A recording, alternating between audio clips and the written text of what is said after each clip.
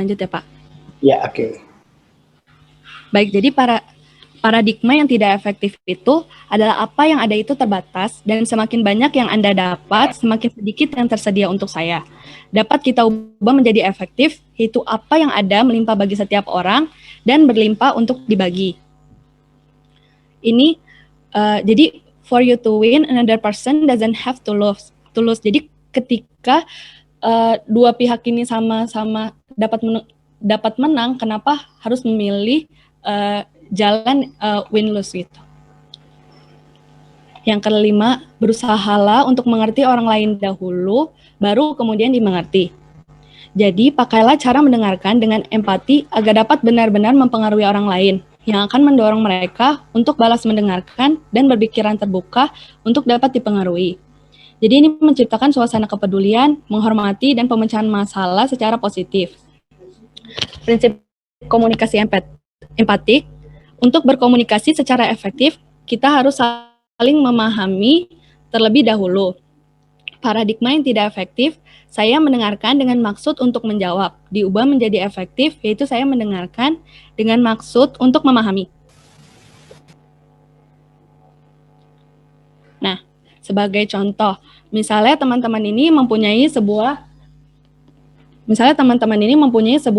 YouTube channel gitu ya. Terus biasanya kan di akhir atau di awal video itu teman-teman meminta penonton untuk mensubscribe channel.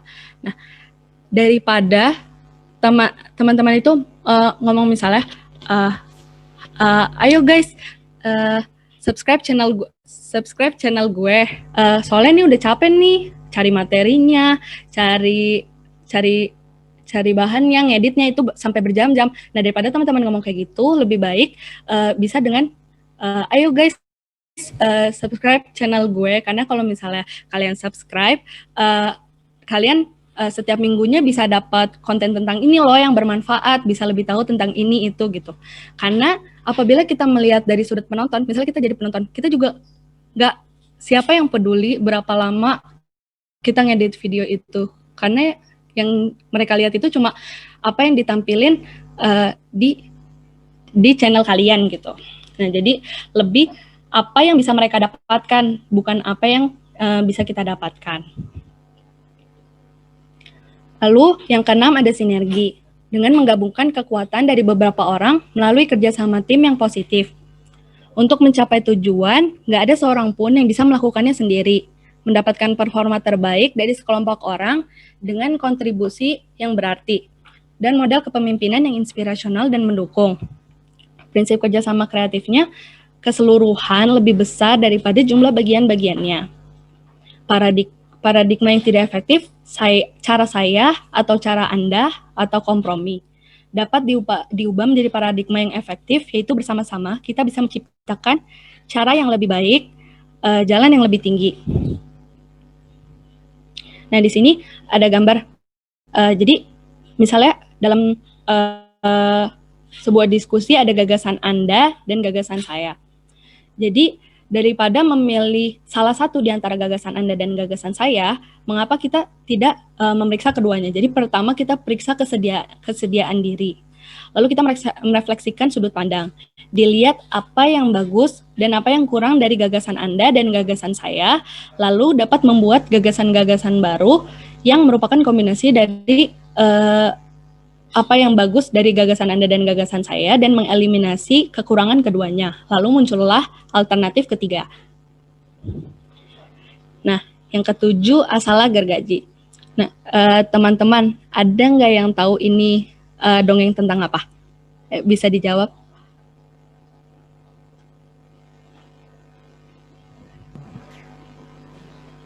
Halo? Apa ada yang salah? Ada lagi yang mau mencoba? Ini gambar apa? Ini angsa. Apa? Keong emas. Oke, emas bukan. Ya udah ya, saya jelaskan aja ya. Jadi ini adalah cerita tentang petani dan angsa telur emas. Saya coba cerita sedikit ya. Jadi petani ini adalah seorang petani yang miskin. Lalu saat dia pulang dari sawah, dia menemukan sebuah angsa yang kurus, angsa yang kelaparan gitu. Lalu dia berencana untuk merawat angsa itu. Nah, terus dia kasih makan, dia rawat dengan baik. Nah, keesokan paginya ternyata angsa ini menghasilkan sebuah telur emas. Dan itu emas asli gitu. Pas dia jual, ternyata benar harganya itu sangat mahal gitu. Nah, ternyata setiap harinya angsa ini dapat menghasilkan 1 buah telur emas yang membuat petani tersebut menjadi cukup kaya raya gitu. Nah, lalu suatu hari muncullah sebuah ketamakan sebuah ketamakan dari petani ini gitu. Dia serakah, dia bilang kalau misalnya bagaimana apabila angsa ini dapat menghasilkan 1 telur setiap harinya, pasti di dalam tubuh angsa ini lebih banyak emas. Aku mau cepet-cepet kaya gitu. Terus dia berencana dia ingin memotong angsa tersebut. Lalu ternyata benar dong, dia memotong angsa ini. Pas dia lihat ternyata tidak ada apapun di dalam tubuh angsa ini, sepeser pun emas. Nah, jadi apa yang kita ambil? Jadi efektivitas yang dimaksud di atas itu adalah bagaimana kita memelihara, menjaga, dan meningkatkan sumber daya, yaitu si angsa ini agar bisa memberikan hasil yang diinginkan. Karena semua itu sebenarnya butuh proses, dan hasil tersebutlah yang menjadikan kita berhasil. Coba aja kalau misalnya si petani ini lebih sabar, menunggu hari demi hari dan tetap merawat angsa tersebut, atau bahkan dia bisa mengembangbiakan, siapa tahu bisa menghasilkan angsa yang lebih banyak lagi dan membuat dia lebih kaya. Jadi kita harus merefleksikan dan memperbaiki kekurangan, seimbangkan dan perbaharui sumber daya, energi, dan kesehatan untuk menciptakan gaya hidup yang berkelanjutan, jangka panjang, dan efektif. Prinsip pembaruan diri yang seimbang adalah untuk mempertahankan dan meningkatkan efektivitas, kita harus memperbarui diri kita secara fisik, hati, pikiran, dan jiwa. Paradigma yang tidak efektif adalah saya berfokus untuk mendapatkan si telur-telur emas tersebut dan dapat diubah menjadi efektif, yaitu saya merawat angsa yang menghasilkan telur-telur emas tersebut. Jadi ini yang tadi kita asah itu ada 4, ada dari mental, fisik, emosional, dan spiritual. Nah, dari mental ini seperti misalnya kita membaca, visualisasi, perencanaan, dan menulis. Terus dari fisik bisa dengan olahraga, memberikan nutrisi yang baik bagi tubuh, manajemen stres. Lalu untuk sosial atau emosional ini bisa dengan pelayanan, empati, sinergi, rasa aman intrinsik. Dan yang terakhir dengan spiritual ini dapat dengan nilai komitmen, studi, dan meditasi. Nah, yang terakhir ini sebenarnya, jadi Stephen Covey ini sudah memperbarui, ditambahkan dalam buku terbarunya, dia menambahkan kebiasaan ke-8, yaitu mencari suara sendiri dan membantu yang lain untuk menemukan suara mereka. Tapi ini bukan lagi tentang menuju keefektifan, tapi sudah menuju kebesaran, kejayaan seorang individual. Nah, dengan menemukan suara kita sendiri, berarti potensi bawaan kita itu sudah terpenuhi. Kan tadi kita sudah menerapkan si 7 kebiasaan yang sangat efektif ini kan. Nah, ini melibatkan 4 elemen dari manusia, yaitu pikiran, hati, jiwa, dan raga. Yang mana kita ketahui pikiran itu sama dengan visi. Dan ketika pikiran kita berkembang sepenuhnya, maka kita akan memiliki kemampuan untuk melihat potensi tertinggi pada orang lain, institusi, permasalahan, serta perusahaan. Nah, jadi gitu ya teman-teman. Jadi dari apa yang dari 8 kebiasaan ini kita dapat mengambil kesimpulan bahwa kita harus meriset ulang paradigma kita, terus kita bisa hidup mulai efektif dari sekarang dan terus-menerus memperbaiki diri serta mengasah kemampuan untuk menghasilkan karakter dan kepribadian yang baik secara kontinu. Selanjutnya, kepemimpinan dalam organisasi dilanjutkan oleh Advent. Kepemimpinan dalam organisasi.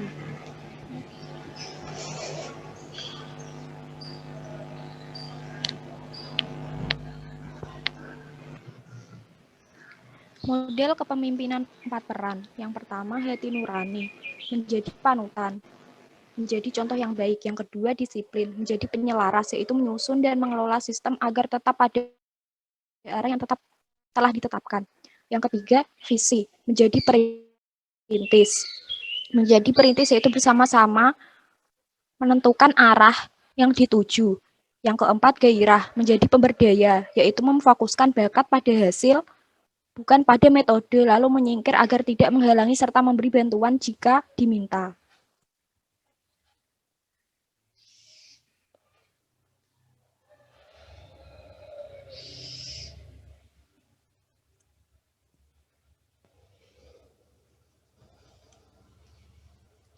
Model kepemimpinan 4 peran. Apakah sudah terdengar? Sudah. Model kepemimpinan 4 peran. Apakah peran tersebut hanya untuk pemimpin tingkat atas? Keempat peran ini untuk semua orang, apapun posisinya. Keempatnya adalah jalur untuk meningkatkan pengaruh Anda, tim Anda, dan organisasi Anda. Next. Model kepemimpinan 4 kotak. Menentukan arah, yaitu visi, target, masa depan. Selanjutnya, memobilisasi komitmen orang-orang, melibatkan orang lain, berbagi kekuasaan.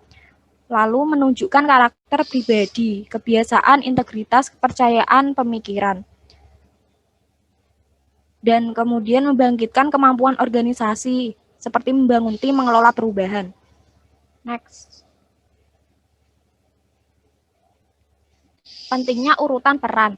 Peran ini berurutan karena yang pertama, kita harus bisa mendapatkan kepercayaan yang tumbuh dari kelayakan kita untuk dipercaya. Yang kedua, peran-peran lain yang akan membebaskan potensi alamiah manusia. Kendati demikian, peran-peran ini bekerja secara simultan atau bersamaan jika dilihat dari sisi saat setelah budaya kepemimpinan ini. Kita harus bisa mendapatkan kepercayaan yang tumbuh dari kelayakan kita untuk dipercaya. Peran-peran lain yang akan membebaskan potensi alamiah manusia. Next. Pentingnya urutan peran. Stephen R. Covey menggambarkan pentingnya urutan dari keempat peran ini dengan cara membandingkannya dengan olahraga profesional yang seperti juga dunia bisnis, merupakan ajang kompetisi yang amat sengit. Next. Pentingnya urutan peran. Saat seorang masuk ke sebuah sasana latihan profesional dengan tidak memiliki daya tahan dan pernapasan yang kuat, maka dia tidak dapat mengembangkan keahliannya secara maksimal. Maka dia tidak mungkin menjadi bermanfaat bagi tim dan menjadi bagian dari pencetak kemenangan. Next. Pentingnya urutan peran. Dengan kata lain, pengembangan otot mendahului pengembangan keahlian, dan pengembangan keahlian mendahului pengembangan tim. Perumpamaan olahraga amat tepat dan memberikan gambaran kuat yang bisa kita hubungkan dengan bidang yang lebih luas, yakni meningkatkan kapasitas dan menemukan suara kita. Pengembangan pribadi mendahului pengembangan hubungan yang saling mempercayai. Dan hubungan yang saling mempercayai adalah sebuah prasyarat mutlak untuk mengembangkan sebuah organisasi yang bercirikan kerjasama tim, kontribusi, dan kerjasama dengan komunitas yang lebih luas.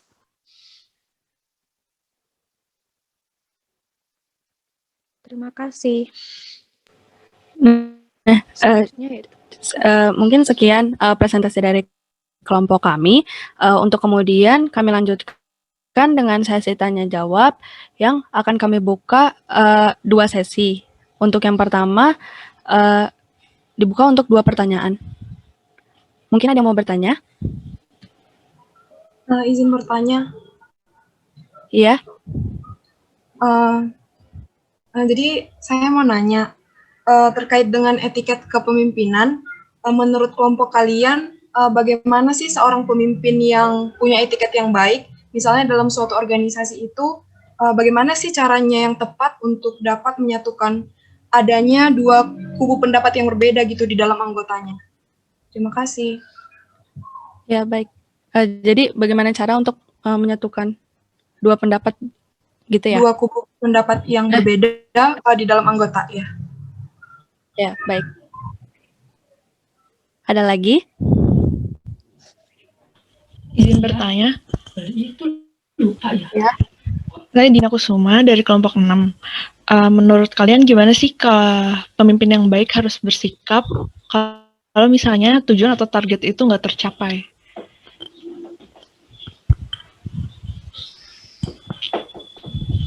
Oke, baik. Kami simpan dulu pertanyaannya, didiskusikan sebentar, nanti akan segera kami jawab.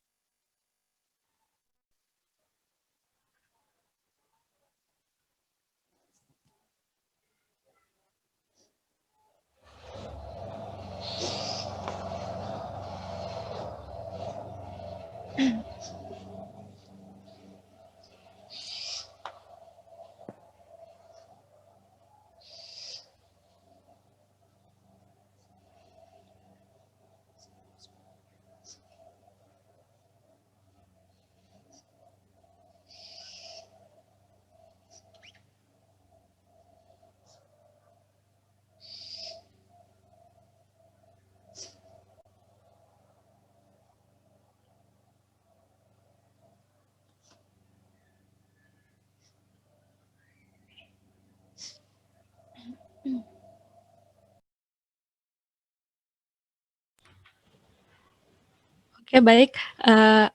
Untuk yang pertama, kami akan menjawab pertanyaan Dina yang akan diwakili oleh teman kita, Lia.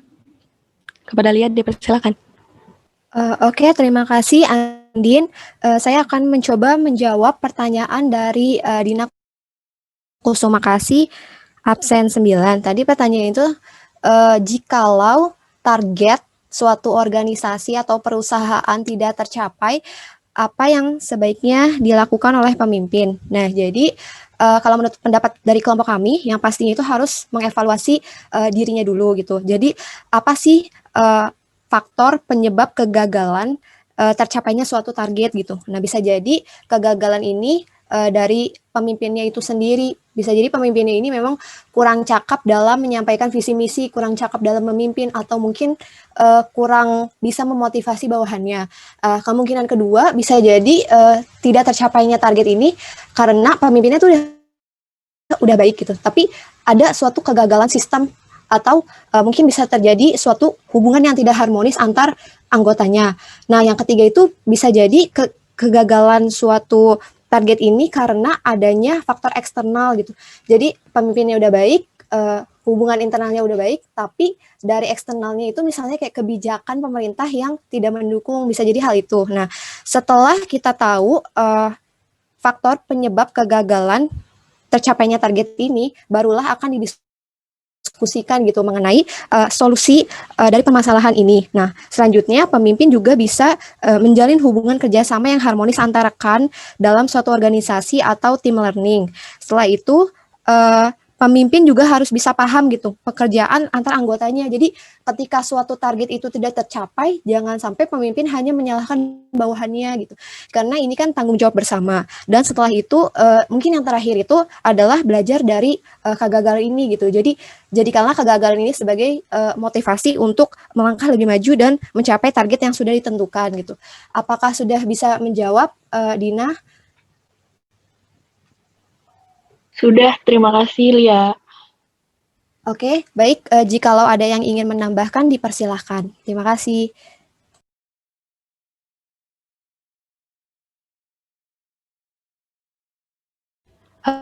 Apakah ada yang ingin menambahkan sedikit?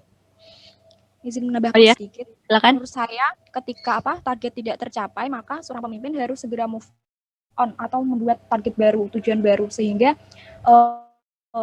bisa tetap maju gitu dan dievaluasi apa kesalahan-kesalahan sebelumnya sehingga kedepannya juga lebih baik lagi.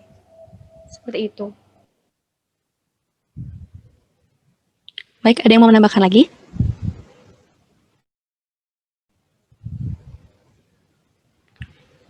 Ya udah.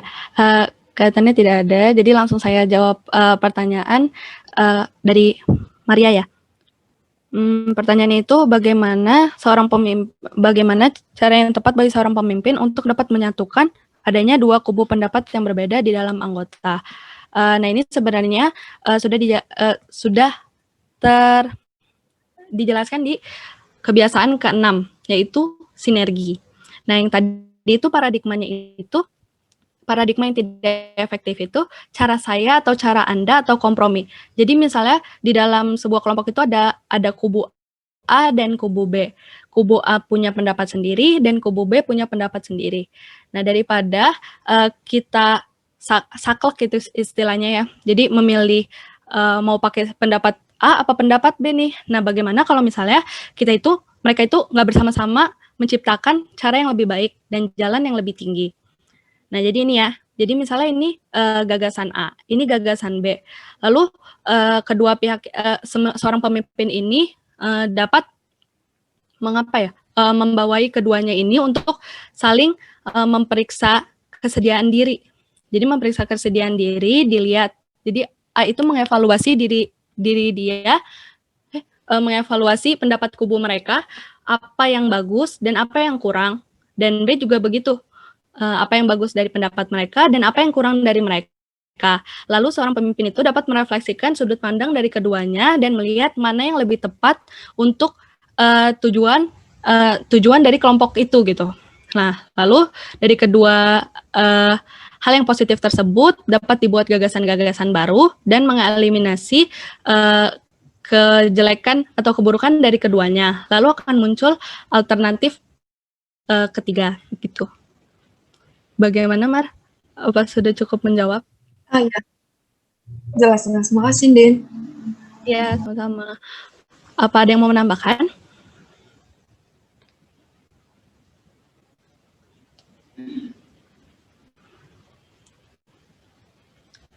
Baik, tidak ada sepertinya ya.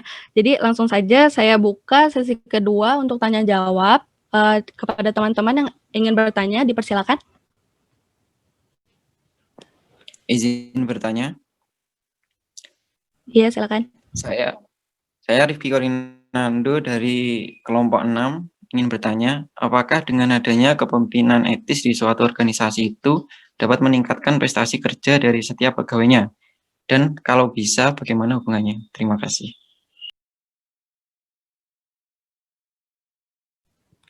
Oke, baik. Disimpan dulu pertanyaannya, Nando. Ada lagi yang ingin bertanya?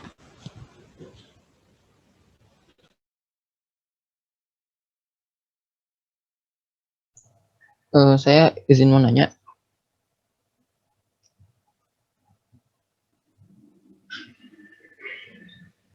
Ya, silakan. Mengenai tadi yang berpikir menang-menang.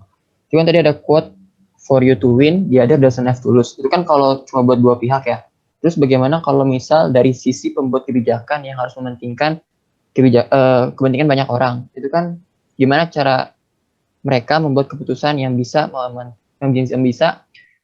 gimana ya, hasilnya baik untuk semua orang. Sementara seringnya atau pada kenyataannya itu pasti ada aja yang kritik dari setiap keputusan tersebut. Jadi gimana caranya supaya mereka bisa berpikir menang-menang gitu, kalau dari sisi pembuat kebijakan. Baik, terima kasih pertanyaannya, Nanda. Ada lagi yang ingin bertanya?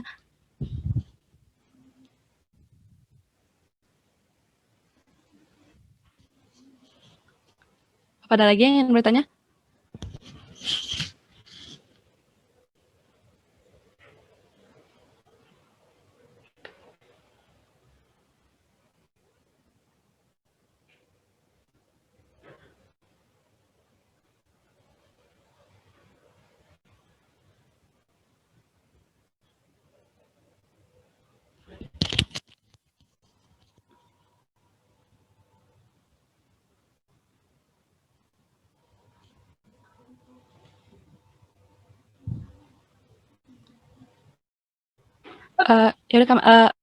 Baik, kami diskusikan terlebih dahulu ya.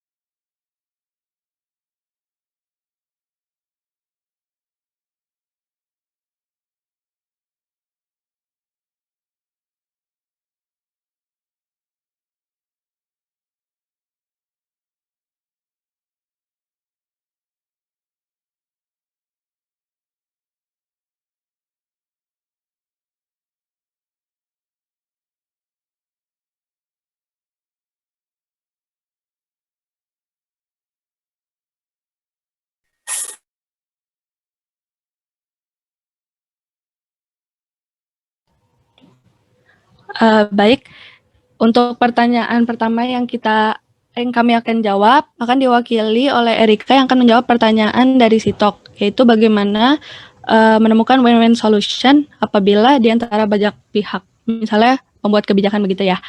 Kepada Erika, saya persilakan. Saya akan mencoba menjawab pertanyaan dari Sitok, yaitu bagaimana cara seorang pemimpin untuk dapat membahagiakan semua orang, karena pada kenyataannya atas suatu keputusan yang diambil pasti ada yang mengkritik keputusan tersebut. Sebenarnya untuk mengambil keputusan yang membahagiakan semua pihak itu susah ya, sehingga ketika seorang pemimpin menentukan keputusan, pastikan bahwa seluruh anggota setuju bahwa apapun hasilnya mereka akan berkomitmen untuk menjalankan keputusan tersebut, sehingga jika nanti ada yang tidak setuju atau tidak bahagia, maka akan tetap berlangsung gitu. Dan ya seperti itu, karena tidak semua orang itu akan bahagia terhadap suatu keputusan, pasti ada yang tidak setuju. Terima kasih. Mungkin ada yang mau menambahkan?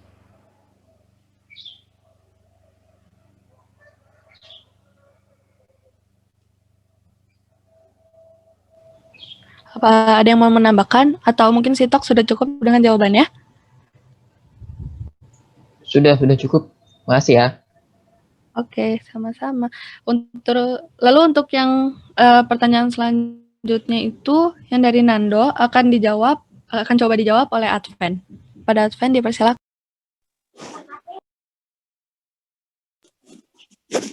Oke, pertanyaan dari Nando itu tadi agak langsung tadi ada deh. Kepemimpinan etis itu sering diartikan sebagai kepemimpinan yang jujur, dapat dipercaya, dan lain-lain. Nah, apakah kepemimpinan etis yang ada di dalam organisasi dapat meningkatkan prestasi kerja pegawai? Apabila bisa, bagaimana hubungannya? Nah, jadi penerapan kepemimpinan etis pada sebuah instansi atau organisasi itu merupakan salah satu cara yang dilakukan instansi atau organisasi untuk meningkatkan prestasi kerja pegawai, sehingga membuat pegawai bekerja lebih baik dan tidak menutupi kemungkinan pegawai atau lebih loyal kepada instansi atau organisasi tempat mereka bekerja. Nah, pentingnya penerapan kepemimpinan etis dalam instansi atau organisasi dapat membantu pegawai dalam mengembangkan potensi yang dimilikinya serta untuk meningkatkan prestasi kerja pegawai. Jadi kepemimpinan etis tadi dapat menimbulkan pegawai-pegawainya tersebut tadi untuk menimbulkan potensi-potensi mereka masing-masing. Kayak yang tadi ya, yang di 7 kebiasaan kepemimpinan itu salah satunya adalah bukan itu juga kebiasaan, di bagian yang 4 konsep 4 model kepemimpinan. Nah, itu kan ada dibilang bahwa untuk menjadi pemimpin itu kita perlu menggali potensi dari bawahan.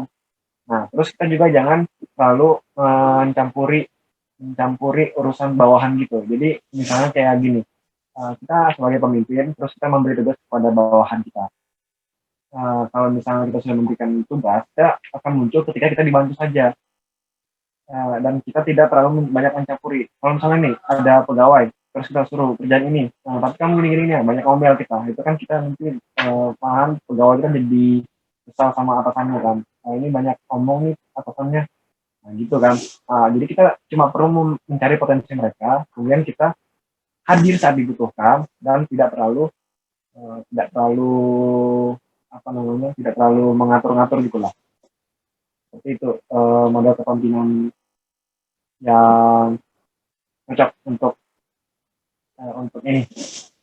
Ya pokoknya harus punya wibawa sama bawahan. Gitu. Apakah dimengerti oleh Nando? Iya, Adven, sudah jelas. Terima kasih. Oke. Sama-sama. Ada yang mau ingin menambahkan tentang pertanyaan Anda tadi?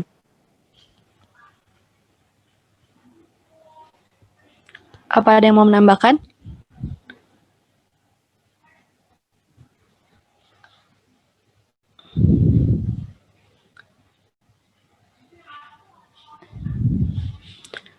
Eh, kalau kalau tidak nih, kayak sepertinya masih ada waktu. Kami memperbolehkan apabila ada lagi yang ingin bertanya. Satu mungkin.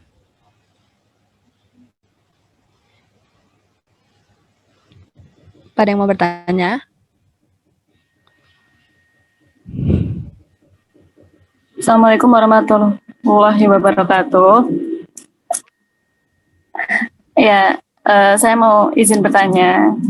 Saya Rumbu Jerayu dari kelompok 1, ingin menanyakan tentang kepemimpinan.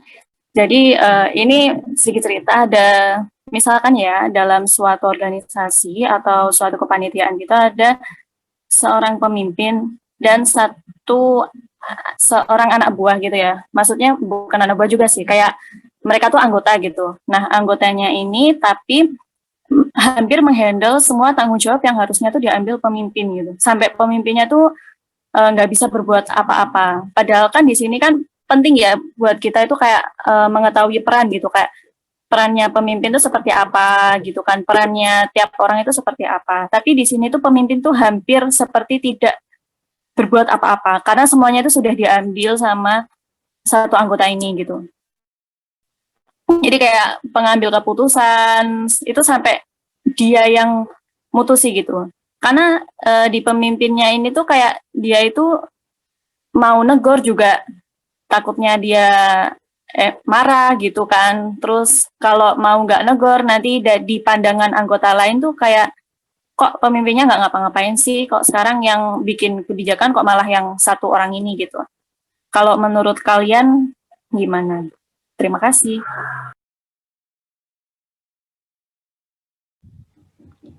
Baik, kita tampung dulu pertanyaannya ya, Harum.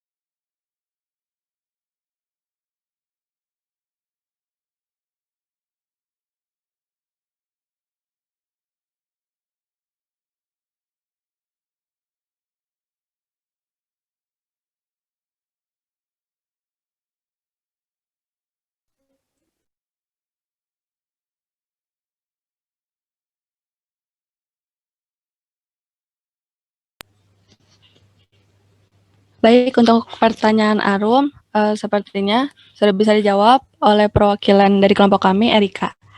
Kepada Erika, dipersilakan. Izin mencoba menjawab pertanyaan dari Arum. Sebentar.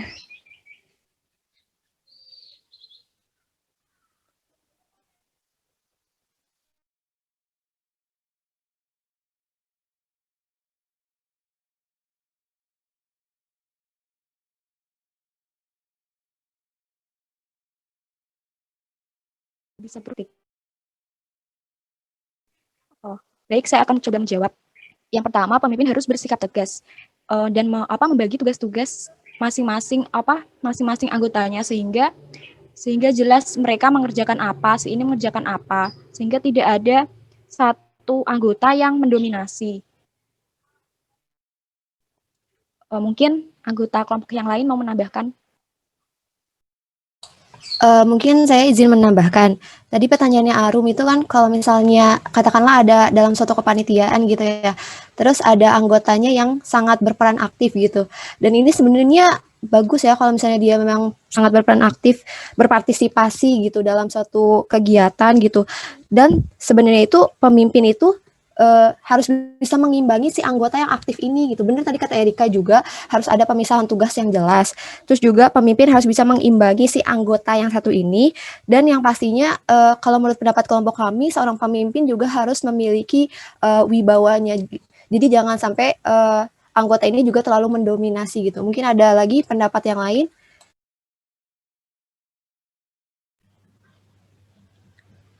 Baik, apakah ada yang ingin menambahkan atau Arum sudah cukup terjawab pertanyaannya? Ya, sudah. Terima kasih.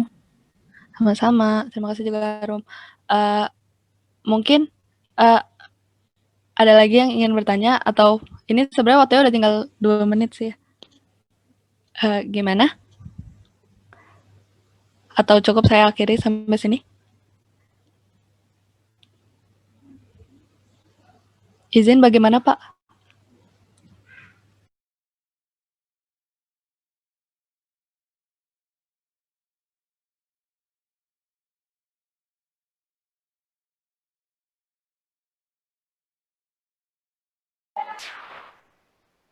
Oke, ditutup kalau tidak ada pertanyaan lagi. Ini waktu tinggal 2 menit lagi, nanti kalau sekiranya mati di jalan bergabung lagi ya di room yang sama. Oke, baik. Terima kasih, Pak. Akan saya tutup. Mungkin sekian presentasi dan sesi tanya jawab dari kelompok kami. Mohon maaf apabila ada kekurangan. Terima kasih atas perhatiannya dan semoga ilmunya dapat bermanfaat bagi kita semua. Saya mewakili kelompok 4 mengucapkan terima kasih. Wabillahi taufiq walhidayah. Wassalamualaikum warahmatullahi wabarakatuh. Waalaikumsalam warahmatullahi wabarakatuh. Terima kasih kepada kelompok 4 yang telah melakukan presentasi pada hari ini. Kita beri plus dulu dong untuk kelompok 4.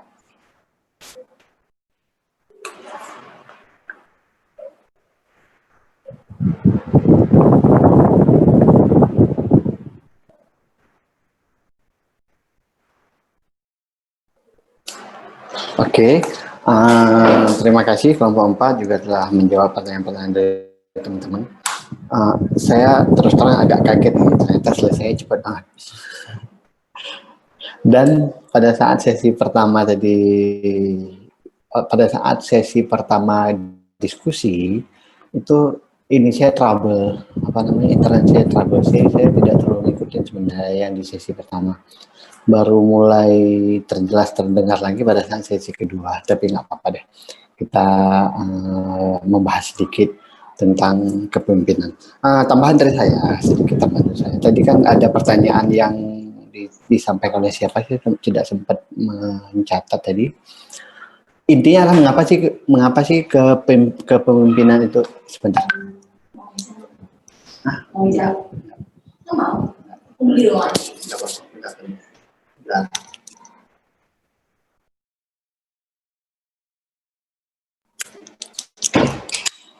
Oke, intinya adalah mengapa sih kepemimpinan itu penting. Sedikit saya sampaikan, yang namanya pemimpin, nanti kalian pada saat kalian jadi pemimpin itu kalian